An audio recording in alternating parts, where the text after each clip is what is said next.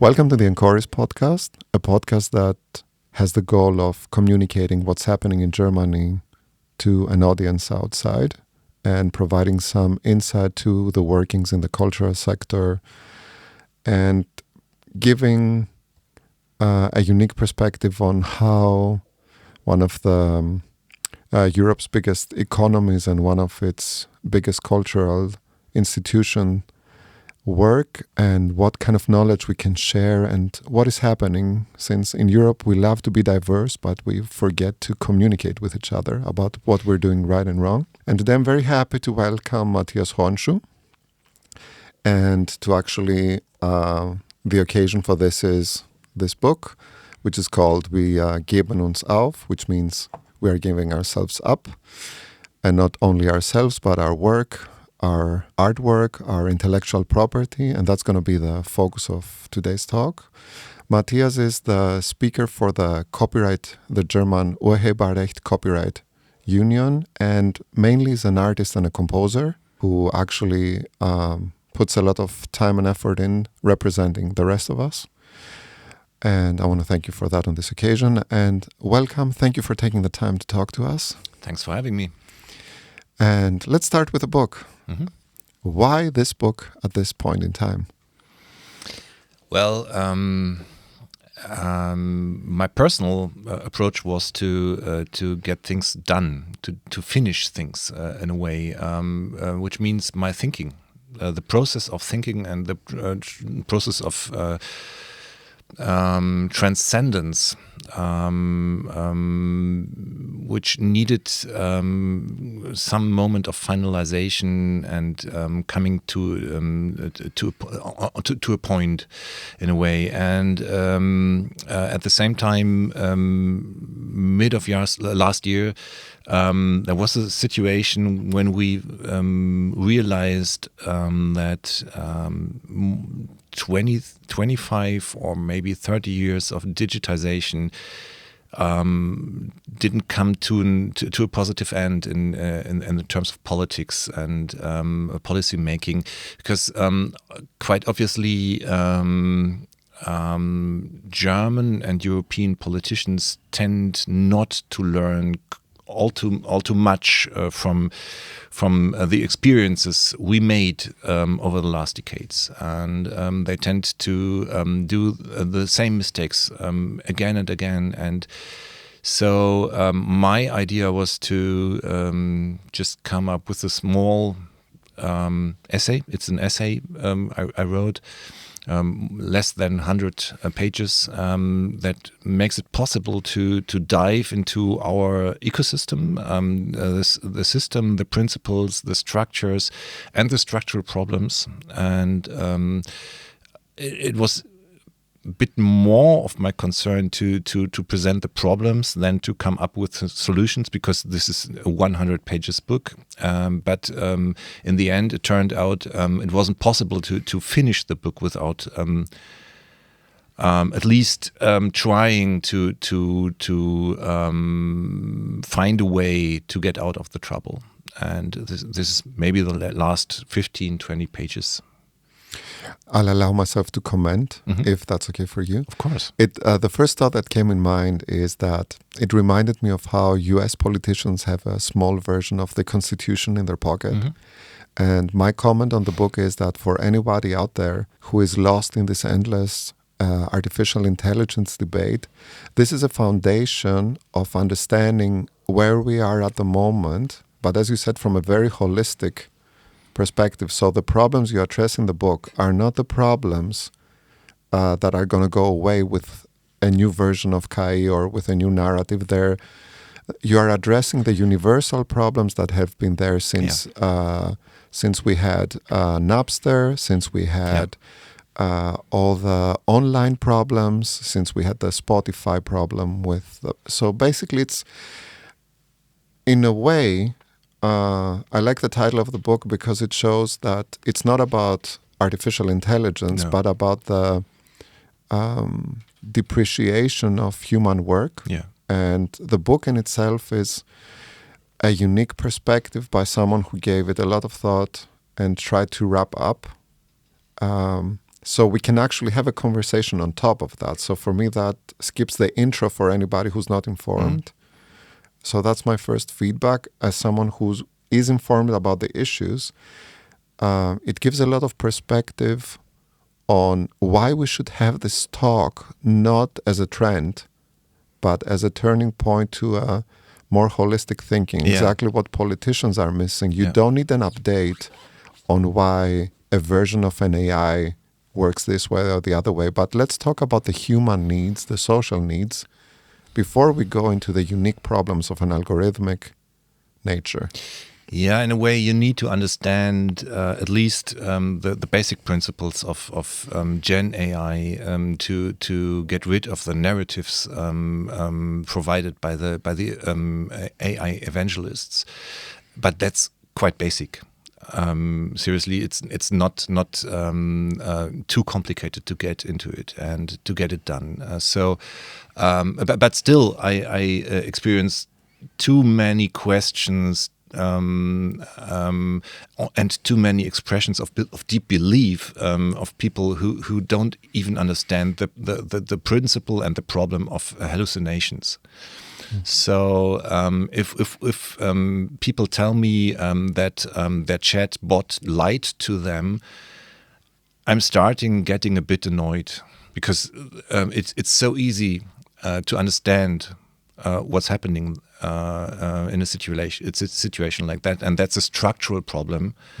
And that a chat bot can't lie because he doesn't know the truth. He doesn't know anything, actually. Yeah, but, he or she or whatever. But I needed to have some kind of technological basic infrastructure. But actually, this book is not about technology. It's about societies, about individuals being part of societies, which means us being cultural individuals. And this brings up the problem of talking about an us. Who's the we or the us we're talking about? And I know that triggers people to be included in a we they don't like. Mm-hmm. But actually, it's not possible to be a human without being a part of a society. And so we have to start being serious about our own structures, and these are cultural and societal structures, and so we have to deal with technological approaches and technological situations from a societal view, and that means we have to look at the implications of our handling of technologies. I think the Industrial Revolution analogy and how machines change the way we operate as society is a very good example that we are talking here about intellectual property, because in the end, during this podcast, we will refer to AI as Gen AI, which refers to the generative nature of AI, which, to simplify it, is the forms of AI that generate content based on learning from human content, or learning from content that AIs have generated from human content. And if you don't see the pattern is that it starts with human content. Yeah. And the second thing you mentioned was hallucinations, which in the context of AI is an answer that is generated without any validity, without trackable validation or facts, but with the confidence of someone who is drunk and thinks they know what they're talking about. Yeah.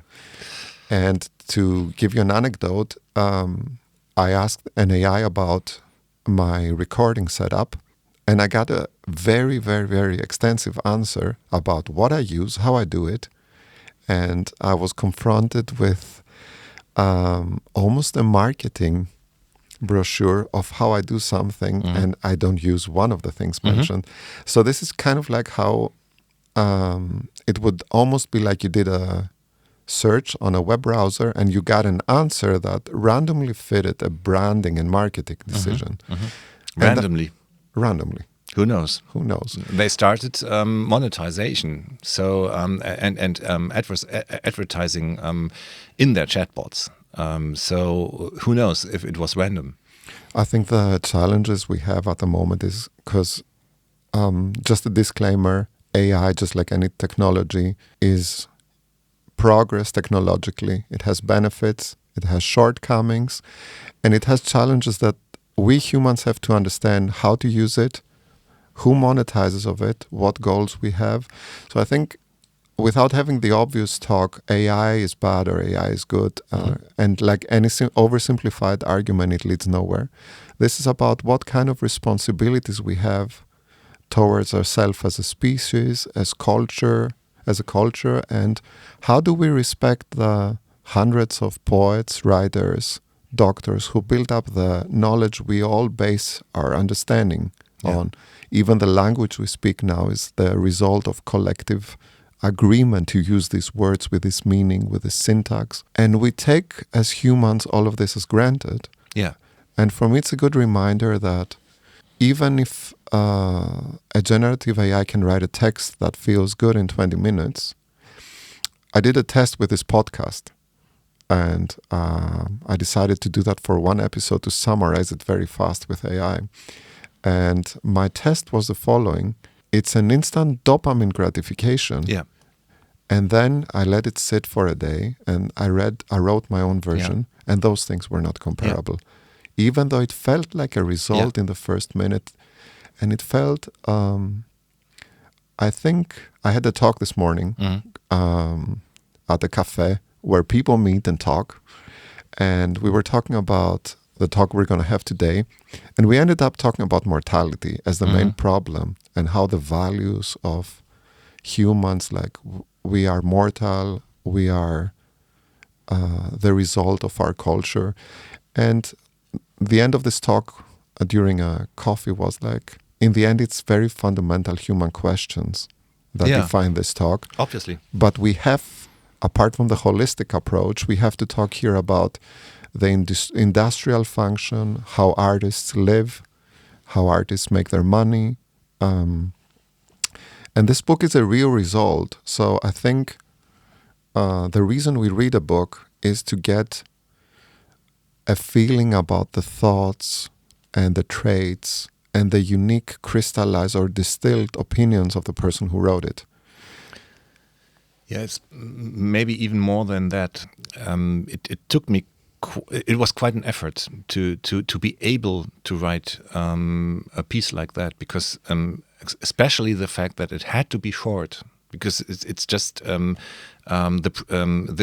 Update Gesellschaft by Karl Auer is less than 100 pages. They can't do any more. So I had to stick to that rule, and to make that possible, I had to take decisions. Will I be writing as an author who is present?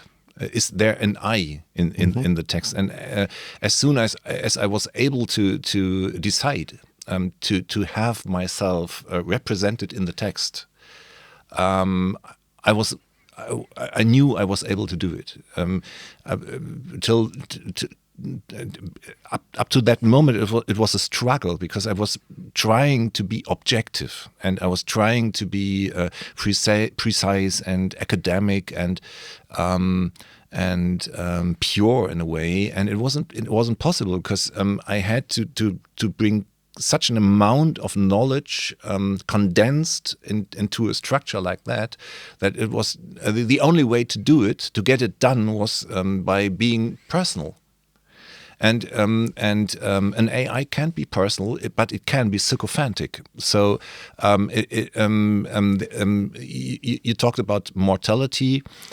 Yeah, I'm sure that's a major driver for almost everything we do as a society. Absolutely. But in our daily life, there are aspects that are even more present, and one of them is the lots of insecurities we have as individuals, fear and personal taste and beliefs and whatever, and everything is connected to a web of insecurities. And there's this bot who answers every question you do and everything you write with a positive reward. Mm-hmm. Yeah, and if you didn't experience a moment like writing a book like that, or writing a song, or writing whatever, a novel, you may not be able to understand how easy it might be to let the chatbot write and think for you and make decisions for you, because you won't be aware. Mm-hmm. And so we need to be aware of ourselves, individually and collectively, to understand the implications of handling technologies like that. And I'm quite outspoken that I don't trust anything in Gen AI, and I don't use anything. But I'm not the one to tell people not to use it. I'm not the one to go to politicians and tell them they have to damn the technology. That's quite obviously bullshit. It's there, and so we have to find a way to handle it. I think you either approach this with caution, Mm-hmm. or you go into the evangelist mode and you dream about the possibilities. And I think we need both, but we need a balance where we don't destroy more than we create. And at the moment, the challenge for me is that I just saw the timing of this is I just read today that radio stations are playing AI generated songs so that the radios don't have to pay the license, which makes the broadcast of a public frequency exponentially cheaper to use. So this is a moment where it's incentivized, even on radio, to play something that is not handcrafted or made with love and care, just for the sake of profit. And the same applies to the algorithms of Spotify, where most of the content now being generated is AI generated without anybody of the original inspirations being compensated. So the timing of this is we have to make sure that this doesn't destroy one of the most complex and biodiverse aspects of human existence. So caution is needed. For me, the first thing I thought about while you were explaining why you wrote the book from this perspective is that you're a film composer. And in the end, you wrote the music from a personal standpoint. What touched you? I mean, the book by saying the music. Like when you score a movie, it's a similar thing. What are my personal feelings? What is universal about what is told? That's the reason they brought me in. Exactly. So in the end, it's about your unique emotional interpretation that can add another layer of storytelling, enhance, contradict. It depends on what you choose to, but the book is written really from a perspective of this is my take on it, and let's have a talk on it. I tend to describe that process of being brought into a film project as a composer as inhalation. I inhalate everything that's there and start pouring it out, sweating it out through my body and through my senses. And that means it's a deeply personal thing to be involved in a project like that. So I have a certain tendency of not understanding why anyone could come to the idea of doing a film score via AI. Of course, they can spare money. Okay. If that's it's a business decision. If that's the only thing they're interested in, okay. But at that moment, we lose talking about art or communication or something like that. It's just the product layer we're dealing with, and I'm interested in the processes of bringing up a product in a common effort. This is one of the main points I make. We could. It's obviously the case that there is a danger of losing the process, of having products but losing the processes of getting there, of getting them, and the same moment we start losing doing art, we lose our place on the driver's seat. And we need to stay in control, not just due to science fiction, dystopic narratives. It's quite simple. This is the main reason I focus this book on knowledge work. Cultural work is one part of knowledge work, one aspect of knowledge work. Knowledge work will be needed even more when we start adopting Gen AI into our all-day processes, because we need to be able to validate the products Gen AI brings up. We need to be able to produce new knowledge to train the models, and it's not just due to the fact that or right now the models tend to go into model collapse if you start training them with synthetic data. There's another aspect that's even more important maybe, and that's bias. Everything that's expressed in our data, and that means everything, is reproduced in the model. It's there, and we need to get rid of the trouble we brought up with our practices being represented in the model data. Mm-hmm. So we need to train the models on new data each and every day, just to represent our world in the models that tend to form a new world. It's this. Sorry, it's so complicated, and I tend to be quite precise in German language, and it's quite difficult for me to come on point in English. But there is this recursive yes. process, and I have an idea that quite few people are aware of the recursiveness of the whole thing. I think I'm going to tell you my thoughts on what you're saying to help both of us, because we're addressing one of the most complex aspects of human evolution. My thought was that history was always written by the winners. Now it's going to be written by an algorithm if we don't take care.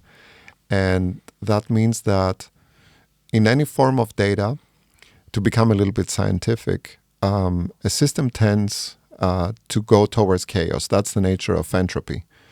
And if there's no organic authenticity going into something, or organic, chaotic, and non-expected things, then it tends to degenerate in a system imitating itself. To make it more concrete, because now I sound abstract, if we have a culture where everybody's copying each other musically, you end up having a band that plays everything perfect, but it feels dead. Mm-hmm. And then you have this musician that comes and breaks a norm, and first everybody thinks, oh, this sounds like heavy metal falling from the sky, if we talk about Hendrix, mm-hmm. or this sounds like Miles Davis, it sounds wrong, or this is wrong, or this is detuned.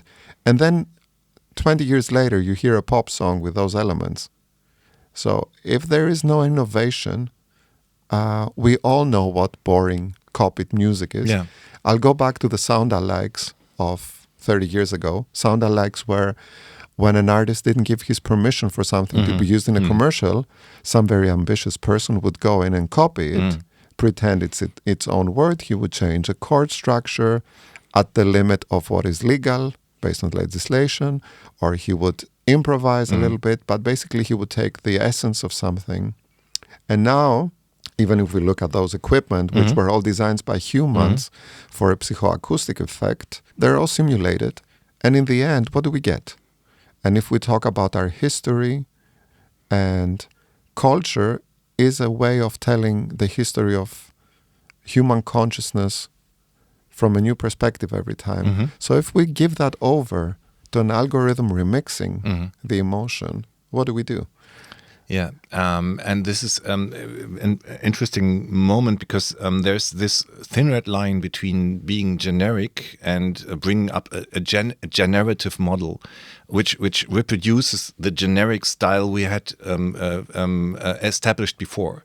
And this is a problem that's not due to Gen AI. It's our problem. We made it up because we, maybe not you and me, but our generation and the music industry was quite fine with being generic all the way, and so people started being fine with it, being used to it. And so, why would it be a problem for them to tell their chat bot to play them a playlist with 4 on the floor beats, 120 beats per minute for the jogging route? Because they didn't know who played before, and they won't know right now. So it doesn't make a difference, and this is a cultural problem we have. And Gen AI tends to scale problems like that. It's not an original problem of the technology, but it scales problems we have in our cultural ecosystem, and we brought it up. We didn't end tendencies like that. Again, it's about handling the technology and the implications, because it's up to us to make a difference. One of the things I've really thought over the years of being a recording artist myself is the following, and I'm going to try to give this is going to be like, what is the opposite of AI? What is the human intelligence? And I'm going to give an example of what I think happened in the last 100 years since we have recording. I'll take the example of singers singing with vibrato. People listen to singers on shellac records in the 30s, and those records, you couldn't record the bass part of the voice really well, so you sang higher. And the record, by spinning, created a little bit of vibrato. Suddenly, people who listened to music with more vibrato started singing with more vibrato. So that is a creative way of imitating a human experience through a machine, just like we imitate birds, we imitate nature. A step further, we take that recording and then we record a person singing with vibrato in a better recording technology, and you have a different texture again, and the complexity grows. And then we can go back to recording techniques. I'll take the example of people sampling records to make hip-hop, and then bands like The Roots being inspired by people who sampled music and performing that. And then you see the human nature transcends technology. It gets inspired by it. And we have Brian Eno's work, who's about a generative nature, but it has an organic feel, and it respects the form, and it grows. So that for me is the opposite of taking an AI and reducing it to a popular chord progression, a certain type of mixing, a certain type of balance. And I think that's I'm trying to put an opposite to what...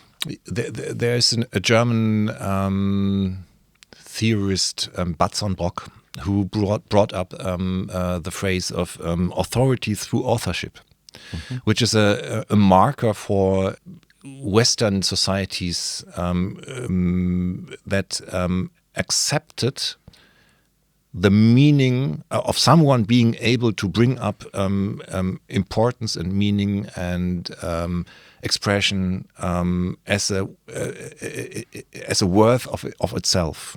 Mm-hmm. You don't need someone to say this is okay, because there's a notion, there's an experience of importance and of meaning.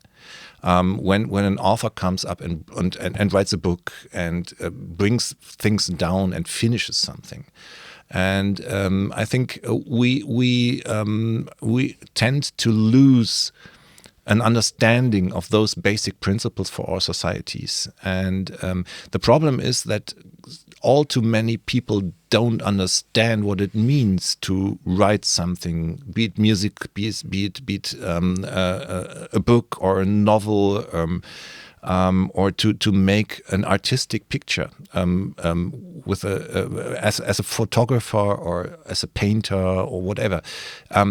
It means to come up with an idea and to realize the idea based on intention. And an AI doesn't have intention and it is agnostic of meaning. So the opposite is our core humanity. It's a completely opposite way of dealing with the world, because we can't even think without our bodies, and an AI doesn't have a body, doesn't have a stomach, doesn't have senses, and we both looking at each other are connecting in a communicative way that isn't available to a chatbot. Even if you look at the form of a podcast and why this is popular, we are having a free-form talk that if you try to monetize on this, it doesn't make any sense if you're looking for punchlines or what's interesting for humans is what are those two people searching for, how are they connecting, where they are agreeing, where do they inspire each other, disappoint each other, compliment each other, contradict each other. Yeah. It's like watching a form of intellectual dance about an abstraction. Yeah. But you look for an emotion, you look for a thought, you look to feel understood. I wish it was like that. I'm not so sure, because if you watch younger people in their reception processes, you find out that they listen to podcasts double speed, at least, and they listen to AI made up or AI produced podcasts as well, because it's language. Okay. So it's and there's a empirical proof that especially younger people tend to listen to AI music, AI generated music right now, many hours per week, finding it's some way of funny, strange, but interesting. I think there's an aspect to, if you listen to a product of AI, as a human, you're not in the relationship with the artist that he's doing something special and you appreciate it. Yeah. What is special is your choice of content that is generic, which makes you special. Yeah. So in a form, I think it's a very egocentric, and it's also a middle finger to the older generation, to your grandfather's jazz records, who might have a little bit of elitism. Fair enough. Which is a form of reaction. I have a few stories from, even if I think when I was young, I know that people were listening to the trashiest stuff. Of course. So I think that people, it needs a certain emotional openness, and a part of humanity is more mental. Artists tend to be more emotional. So I try to be fair. I had a few experiences, like a few years ago, I got a mail by this young person, and he wrote me, "I'm looking for a vinyl of yours because I've been skating to that song for the past 2 years, and I wanted to listen to that on a record." And I thought, wait a second, that's the slowest thing on the planet, that song.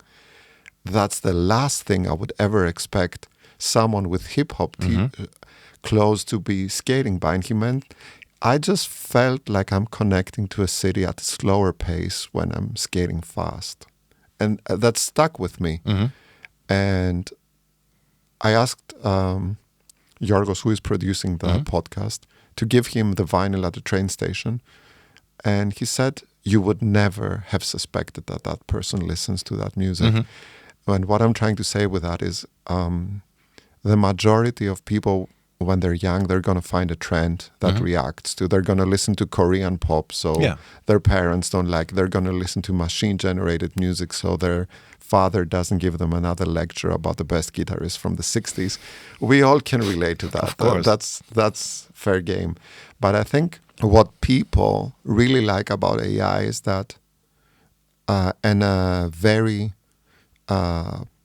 one of the very popular companies selling that, Suno, who we can talk about GEMA suing them in a second, their advertising is, now you can be a songwriter. Which is obviously complete bullshit. Absolutely, but if you think about it, the people who make instruments mainly sell to prosumers, not artists. So we have this prosumer society where you're the photographer, you're the artist, you're the remixer. So isn't it the natural evolution of this logic that now I can sell you the competence to become the artist? Yeah. If you think about it, I'll take the example of the photo camera, okay? In the past, you had to develop your own film. Now you can use a plugin to simulate it. Buy the cameras that were popular 30 years ago with their brand name. And if you think about it, the products are mainly, they're going to sell 80% of their product to prosumers, people who will invest their money to get. So for me, the natural evolution is, what if I can sell you the skill to do it? And you're going to sell that piece of equipment for the next trendy thing in 2 months. But I gave you the right to be where some people like Mozart were 300 years ago. You did it, and it's impressive. And I think that what the main thing they're offering is, now you can be the star. I mean, you've been talking about prosumers, and I've been thinking quite a bit about a way of describing the role of those who use Suno or Midjourney, DALL-E, whatever. Those generative AI content generators. And the more I thought about it, the more I came to the impression that it's exactly not being a producer, not being an author. It's some kind of proactive reception. It's like maybe an expert, being an expert in choosing the right playlist for your mood. Yeah, it's maybe a bit of a curation aspect to it. But it's not creating something. It's not about expressing something that's deeply in you, because you don't do anything. Even if you prompt, you don't do anything. It's you don't express something. You let a machine express something. And I'm not so interested in the aspect of the machine reproducing the things that have been trained into it, because obviously, you can't do anything new in culture without being referencing everything that's been there before. So that's kind of natural. But if you look at the theories of beauty, of experiencing beauty, you need a set of rules. And you need someone to break the rules, because this is that's the moment when beauty arises, when beauty comes up. And an AI can't break the rules by intention. It might be glitchy or something like that, but it reproduces the rules as far as it is able to until the next rule is broken by humans, and it can train itself. Exactly, and that's what you described by the example of voice recordings and singing. In reaction to those recordings, and we found that with valve amplifiers and with Hammond organs, both haven't been designed to be heavy metal amps or to be rock or jazz organs. But someone found the glitches and made something out of it by bringing up intention, by adding intention. It created a new flavor by overdriving tubes to the point where they sound different, or where a tube organ has too much pressure for it to sound well, but it creates a unique swell. Yeah. And that's where the artifacts of a process, whether it's a silk screen printing, a Heidelberg letterpress machine, all those unique emotions that then is a color we can use, but a color can become a texture that is so generic that it has no meaning. And and I think we as humans, as much as we talk about business models and we all have to survive, get our food, get our nutrition, get our housing, we are looking for connection and meaning. And I think we're collectively pretending that we don't. And then we talk about an epidemic of loneliness while consuming content that keeps us from connecting with each other. So where's the surprise there? For me, there is no surprise. We chose to. And I see that with this talk we're going, you've been on tour with your book for 3 months, and I think you've talked a lot about the legal, structural aspect of it. So I think we're going back to a more fundamental talk here of what's important. When you were talking earlier about the work coming in as sweat after you inhaled it, I remembered one of my favorite books is called Topography of Tears, which is an artist who took the tears from situation where someone is happy, crying, different emotions, and put them under a microscope. And the crystals in the water look different. And for me, that was a good example that emotion we create as humans is tangible. You can see it changing structures. You can see it. It is really something practical. And when you listen to a song by your favorite artist, that touches your whole body and soul in a way that is consciousness. And it's a moment of pure consciousness, of being all yourself. I was visiting Cologne Philharmonic Orchestra last weekend, and was listening to Holst Planeten, and it was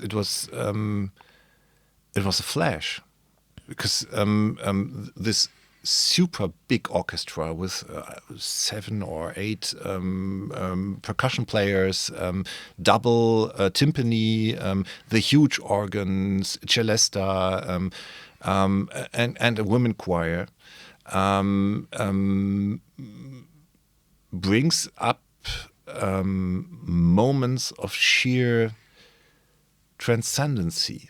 You experience something that's not part of your everyday life, but is connected to so many aspects of your everyday life and your experiences of other situations. And I was there, and speaking of tears, I was in tears at the end of the piece. And it's not even that I found it so beautiful. It's just in a way so deeply touching. There might be other pieces like Beethoven's violin concerto or something like that's more touching through beauty. But the experience of 80 people performing this piece and the piece dying by the women choir from the lobby, singing from the lobby, or the experience of listening and watching an 80 or 100 piece orchestra playing Shostakovich's symphony touches something deep in me that even I'm not able to describe with words. And that's the beauty of being even human. Not in German.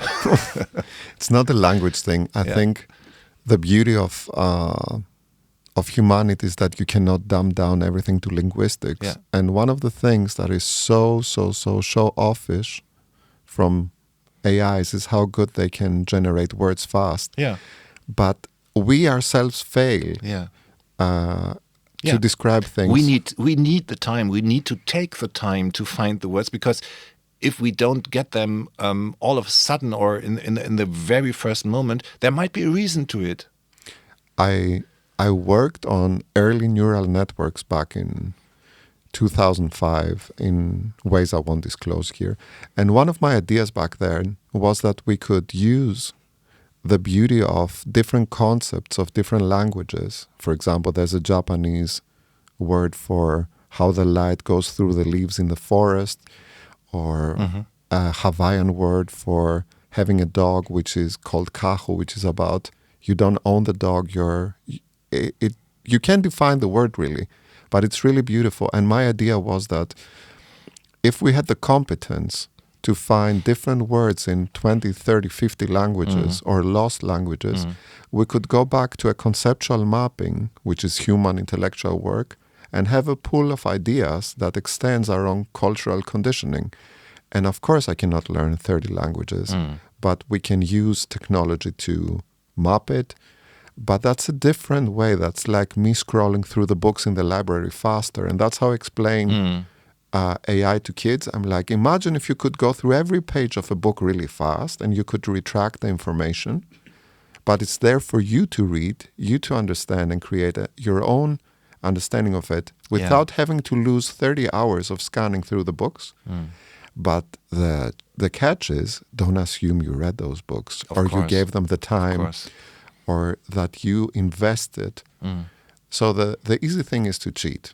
It's kind of a headline knowledge you Exactly. have. Yeah, and it's called skimming. Yeah, and I think we're touching the point, the aspect of translation, which is so important for the topic of Gen AI, because this might be one of the major functions bringing it into our everyday life, because everyone is using Google Translator, DeepL or whatever, and in a way it's fascinating and it's really so handy to have it. And DeepL is maybe the only Gen AI tool I actually use quite often. But I don't use it to have texts, to have my texts translated. I use it to correct my translations. I write them myself. I read them myself and check everything for syntax mistakes, just to make it proper, or maybe for facets of meaning, because you have to decide which term to use and which one to change, so again, if you don't come up with the knowledge you need to stay on the driver's seat, the system will drive. Exactly. I think poetry is the best example of where I, as a human, don't think I have the capacity to translate a poem. And as someone who grew bilingual and was speaking multiple languages from a very young age, and that was my first job. I had a translator license by the time I was 19. I realized that I cannot take a poem and do it justice in another language. It would be easier for me to learn the language Pablo Neruda wrote in than me translating it. And then you have this automated button that does it with a confidence, and it's written. So that's easier than being stuck on every sentence and feeling like I'm not doing this justice. Yeah, I had to learn that in my case it's not poetry. It's art. It's art and law. The law scholars have a language of their own, and but actually they're using the same words we use, but they have another meaning in context. In their context. Yeah, and so I had to learn it the hard way, not to be too dependent on Gen AI translations, because it's crappy. It's completely crappy. If you don't check every single word, you will be lost. It's a nuanced thing. For example, in court, when you verbalize something, you have to be really aware of being in a court. If you take a transcript of a court hearing and then you translate it, and the AI learned from that and wants to put that word in your context, you probably have a really bad case in court. Yeah. And not to mention laws that don't exist, or of course, or hallucinations, because we're back to people using references for scientific data or for law things that don't exist, and not to go into people using AI as a psychologist or as a doctor, which is getting even more dangerous.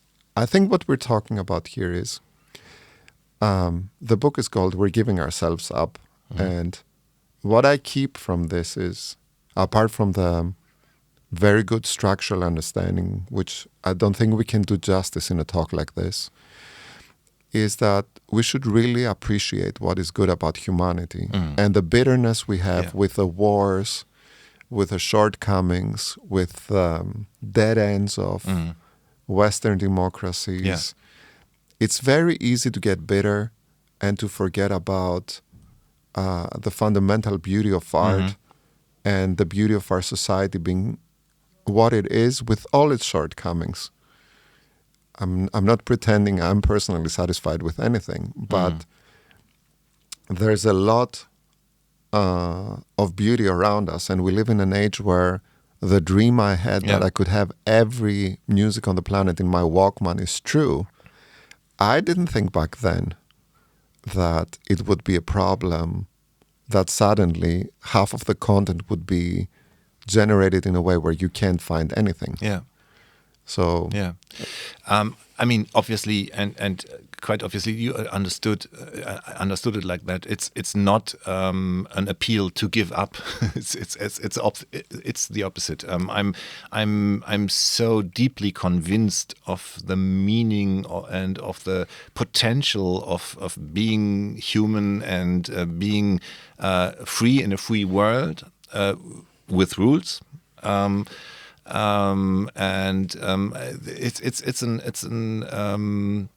It's a call to action, actually, not to give up on democracy, on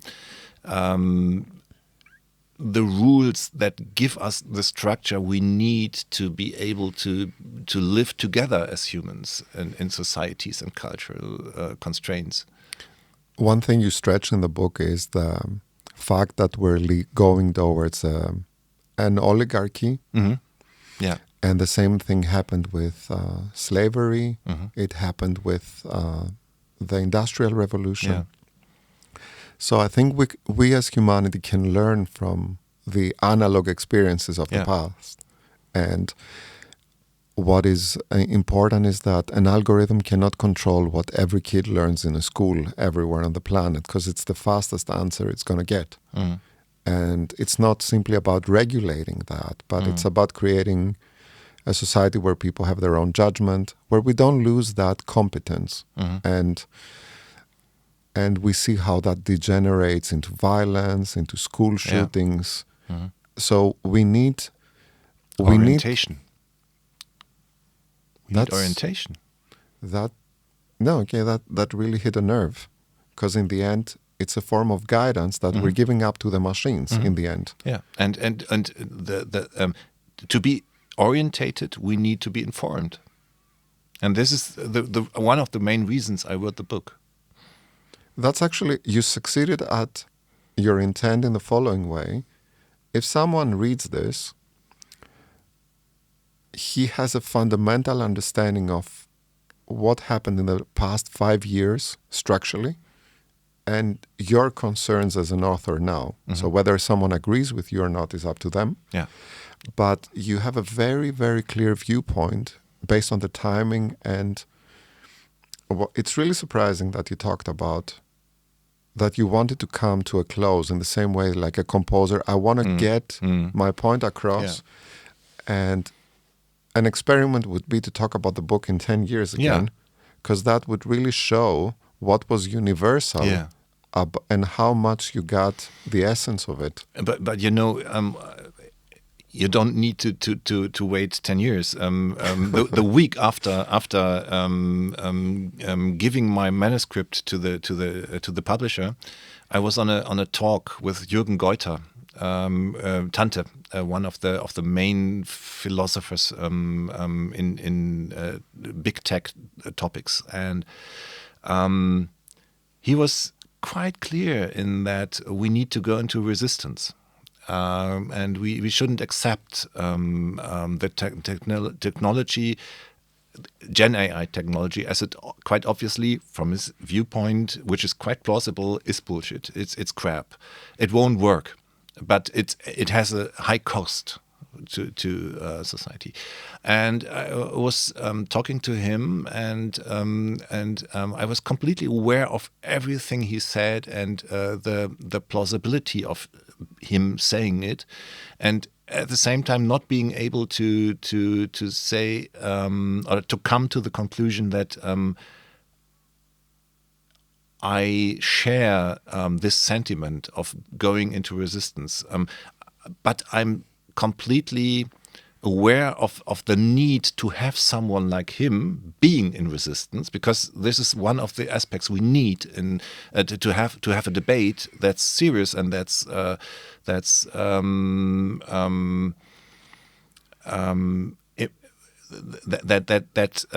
gives us an impression of the importance, and it's so important. It shows how humanity in a democracy can be better than an algorithm, because I would love someone who has a different opinion with me, or a different opinion, but he stands for what's best.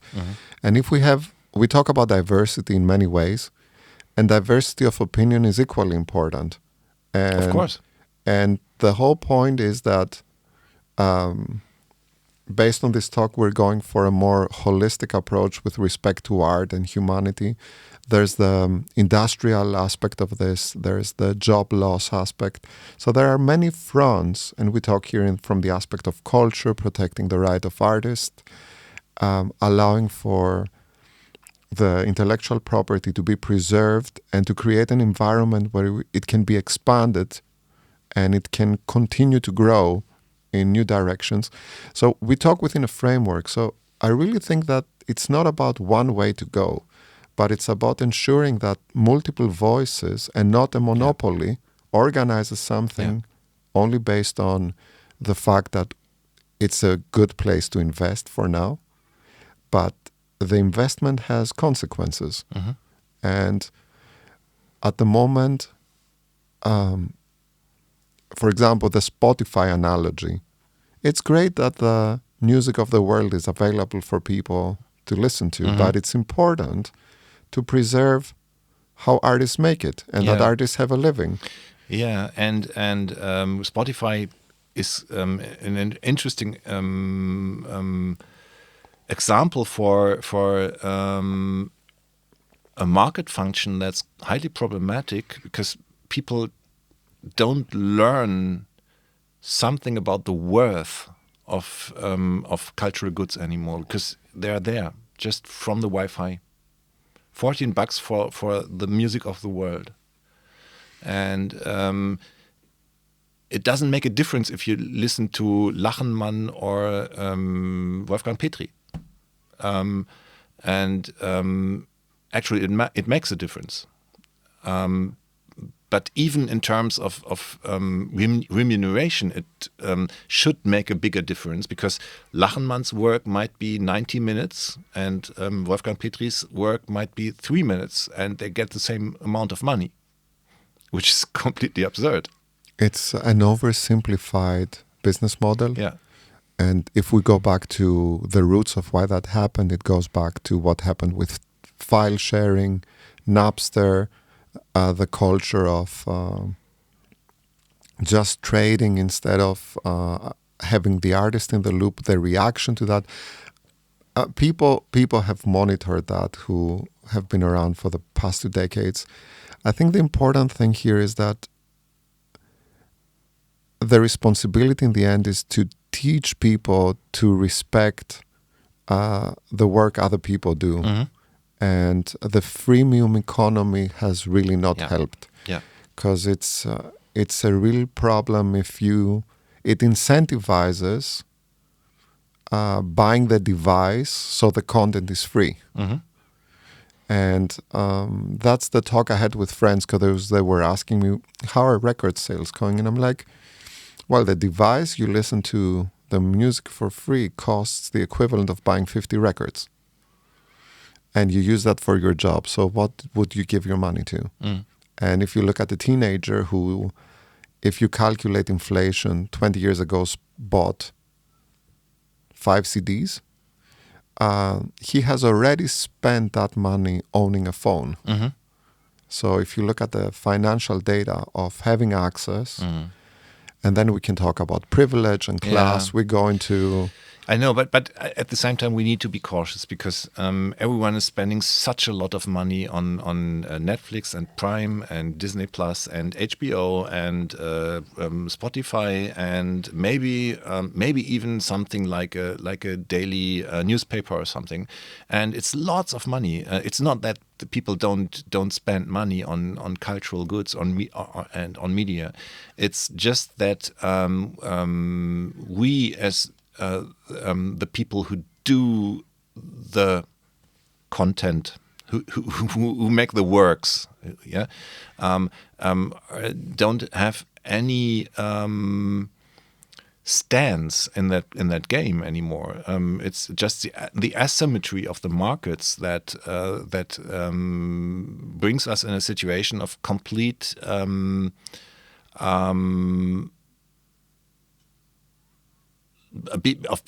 being completely lost. And you can't fix those problems with market means. You have to fix them through regulation, which means through politics, through policy making. That's a big part of the book also, you address the fact that it's not simply about copyright, it's a democracy problem, it's a bigger problem. And as always, art is a good predictor of what is going to be affected. Canary in the coal mine. Exactly. Yeah. So this is a good wake-up call, because we're not giving up our art only, we're giving up our right to decide, and not only about ourselves, but about generations to come. And a lot of countries turn to nationalism when they're small to prevent their culture being lost due to numbers. So that's a very weird example to use, but it shows how society degenerates when it fundamentally gets lost. Yeah, and that's an interesting and quite complicated topic, because we Germans learned it the hard way that we shouldn't be all too patriotic. And we inhalated the whole topic, and we were so outspokenly clear about not wanting to get back there. But at the same time, we didn't stop big tech from bringing up those degenerative means and instruments, and they stripped us of our identity in a way. And 26 years ago, there was this big trouble about quotes for German language in German media and German music in German media.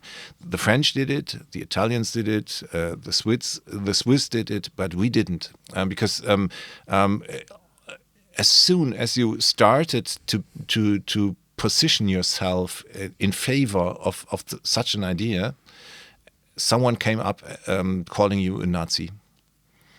And so it's part of our identity in a way, not to be really good in defending our identity.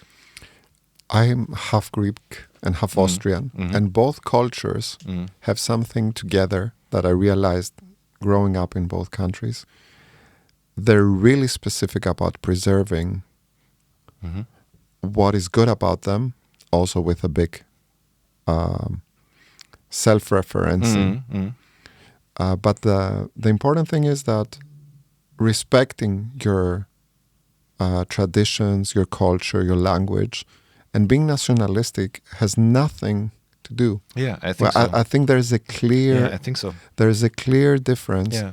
And I would fight for the last traditional song to not be lost in a language I don't know, because it's part of some person and some culture created a unique language that might not exist again. And in the end, what are we looking for? We're not collecting the gold we created as humans and what could inspire something in the future. So I think an oversimplified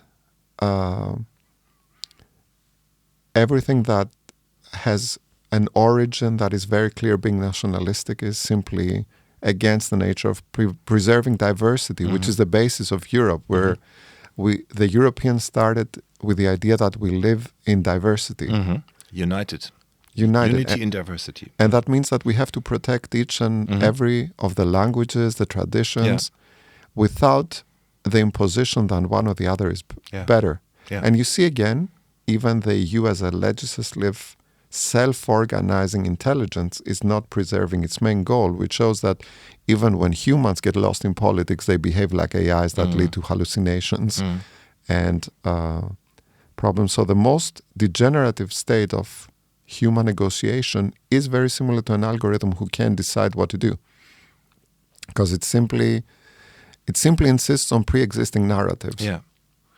We get very meta in this talk, but I hope it's refreshing for you to talk about the intent and your emotions about the book. And in the end, why do we listen to interviews by our favorite artists? Because we're trying to get an inkling to their motivation, their emotion, not to understand the work, but the true art is what kind of person does the artist become, what kind of consciousness, what kind of inspiration and role model function. So the artwork and the artists are equally important. And here we're talking only about the price of the artwork and not whether an artist can make a living. And we glorify the suffering and the poorness of artists. So let them suffer like monks, starving themselves so they can transcend normal life. How about we create an environment where people get paid, have a living, and we generate some great ideas that might solve some future problems we can predict instead of repeating the same mistakes. I've been talking about freedom before, and one of the crucial truths about the whole game we're talking about is that you can't live freely being in fear. And I don't think people understand how much fear is there, how much fear there is in the cultural, under cultural working conditions, artistic working conditions, because it's material uncertainty, But there's right now, the moment we're talking even in Germany about freedom of speech, and have to come to a common understanding of having to defend it against maybe our own government. And if there were some vision of a future, of a bright future for knowledge work and artistic work, it would be that society understands that we need time and we need a situation of not being feared to come up with the best work we can deliver. I think that's the narrative of suffering that is so prevailing in the arts. It's almost like an artist is true if he suffers. Yeah. And I think we should make structures where a person can be a creative musician that then works with a company that tries to heal cancer, and his understanding of aesthetic of music helps music therapy there. There's endless ways to get creative without getting but abstract. Isn't it enough of suffering if I'm depressive and write an album about it, or a book about it? Why do I need to suffer from being poor at the same time? It's quite absurd, isn't it? It is completely absurd, and I think what is happening at the moment is like, I'll go back to Chicago and the fight for the 8-hour workday, which in Greece, for example, they decided that you can work now 2 shifts. So, and that's part of the law. So there's the 13-hour rule there, which is against European law. 13. Yes, and it's based on people working. I mean, it's quite normal for people like us, but it's very different everyone. if I decide to stay and do creative work for how many hours, because recreation and work is different. Of course. I know, I'm trying to make it obvious to our listeners. Yeah. And us agreeing here does not necessarily help anybody. But what I was trying to say with this is that we get to, if you go back to do we want everybody to be in the coal mine for 16 hours? And in the end, you can be in your house isolated and feeding content to an AI during your day, without understanding that the main content, the only value you provide is that you feed a future AI, because your music is going to get deleted in the end. It's not someone can decide that its worth was the metadata.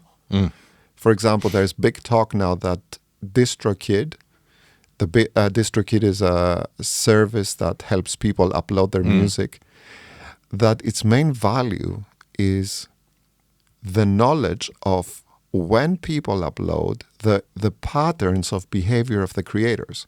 So we're going on the absolute meta level where the process of uploading the music and the information about that is critical, so that AI can even simulate that. Yeah, and that's one of the crucial understandings of the situation we are running into. That's the mood, not mood. Mood and MOOT, which is the pool of behavioral data you come up with as a DSP over the time, is the core. The core value. The core value of the whole corporation. And that is scary, because those data can be trained so that then later you track, you can use the same algorithm to train things for things that can be used in war. Not only simulate the industry. So basically the data is our behavior, which is already something we know from social media. But here we talk about taking the universal, a big part of the universal creative output of humanity, the process of it being uploaded, and analyzing that. Pattern recognition. Exactly. So I think we're at the level, if someone's listening, I can imagine someone thinking it's far-fetched, what I'm saying. But it's really the reality of what people invest on. And if anybody looks at the music industry, big artists are selling their catalog. for people to make money with it over the next century. That's the only way to make music as a legacy artist. And the other thing is training AIs for stem separation with their old archives. So all the things that happen without clear credit to the people. And then we see how the market is defined by something like that. One can see that we could get into so many specifics about the subject. But what I'm more interested in is how has this book tour been for you? Because usually you represent a union, you talk as a public speaker representing other people, so you both have to navigate your personal opinion and your role. And for me, you created a piece of intellectual work that is your thoughts and your own perspective. What have you learned from this book tour? I remember hearing your keynote at Soundtrack Cologne about a year ago. And that was the first time I understood your process. You probably were writing the book. Just days after finishing writing. Yeah. Interesting, because it felt like you were at a spot where you were very concise and concentrated on your message about it. And now having the book, how did this journey change your appreciation of human content? What do you think useful uses for AI are? I mean, how could we use AI in ways to preserve some of our work? Because we talk a lot about the securities, but having done this journey, I would be really interesting. I'm going to tell you what I tell friends when we have this argument. I had a talk where I was like, I love it that someone can scan 50 million tumors for cancer and we can look for patterns. Yeah. That is beautiful. And I don't think a person would have done a better job sitting there for hours. Yeah. Do I believe that someone could intuitively take randomly 500 of them and get a better result? Yes. But you see what I mean. What can we do to put a positive twist? And what did you get from this tour about humanity and AI? What are your own takeaways from this process? I have to think about that. First of all, an AI scanning millions or 100,000s of tumors doesn't need my music, your music, or the novels of Nina George. It's simply not that they are dependent on our content, and that's one of the major lies out there. If we go into medical devices and into medical software, they don't need our content. Our content is needed for ChatGPT and for Gemini and for Claude, which is a completely other thing. And in the political discourse, those things are you have to go deeply into the discourse and to show them that it's bullshit to think that AI is AI. We have to differentiate between medical devices, pharmaceutical devices, even law. Generative AI tools for law are RAG tools and not general Gen AI tools we use in everyday life. So the whole topic in the public is based on kind of a lie system, because everyone tells the people we need everything, every set of data, every content in the world to train AI, not to be lost in our struggle for power in the competition with China and the US. And that's bullshit. If we want to make better medical devices based on AI software, we don't need cultural content. We need lots of medical data, and we need to talk about how to get them and how to finance them. And this is not a discussion about copyright. but it might be a discussion about licensing markets, and it might be a discussion about data protection. So we have to be clear about the objectives we discuss and we follow and we prioritize.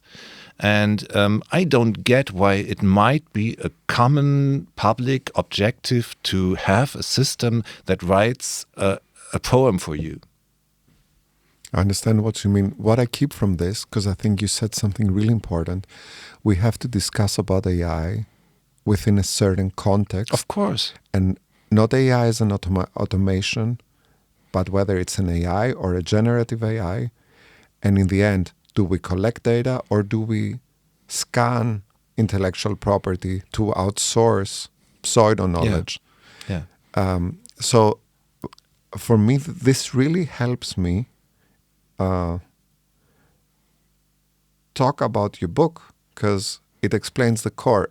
I ask you what you realized, and in the end, I personally get the distilled result, which in my view is the following: that we don't need to take intellectual property to just make something that mimics it. Yeah, that's one of the crucial points. And if we came up with a societal decision to want and to need protected content, which means works and performances, for a common topic or common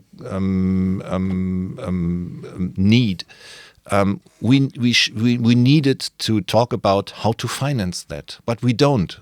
We don't talk about financing it. We talk about having it without financing it.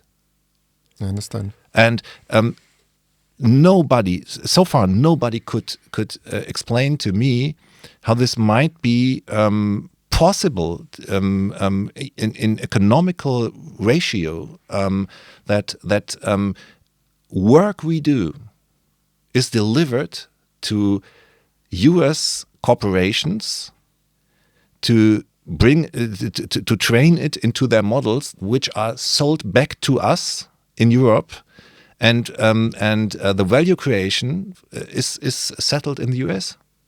I understand. That's completely absurd. It's almost like you sell your own work cheap to buy it back, packaged as an automation. Yeah, that will do competition to your own work. Yeah. And at the same time, it's quite obvious they are dependent on us. We aren't dependent on them. They need our data and our content, and they don't want to pay us for the work they need. That's actually also another part where Europe is in a very unique position, because it's so many languages. It's such a diverse place. It's a huge market. Yeah, but I think the diversity of the generated content, and I think that the unique thing we have here in Europe is that you go 200 miles in one direction and you're in a place with a completely different language, culture, and that level of diversity, when you talk about training neural networks and algorithms, it has a complexity that can give you multiple layers. And if I take accordion music from Tyrol to Estonian rhythms to Spanish flamenco, I can make 15 examples. But if you talk then about if we were trying to generate an AI that creates percussive, unique things, it's really beautiful what we have here. And if we appreciate, if we don't give ourselves up and we understand what is good and unique about us, then we can go back to understanding how the complexity of the social structure here is mirrored in the artistic output. And with all the criticism we have to EU, maybe that's a good reminder of what EU should be about. Of course. Because it's not about the institution, it's about the idea. And we see what the idea of the United States was and what it is turning into. So we could learn a lesson here. Yeah, it's once again, it's a call to action. So, this is probably a talk we could have for days, and really thank you for taking the time in this really busy schedule, not only promoting the book, but actually doing some work in politics and lobbying for musicians. I hope that people get to read the book. It's a good entry to this world without the popular narrative about it prevailing. It's a unique viewpoint. And I hope you had the chance today to talk a little bit more about your own journey through it, and not making sure that people understand what AI is and generative AI is, and not making sure that it's an educational instrument. I compared human interaction in a talk yesterday like an email where the emotions are the metadata in the attachment.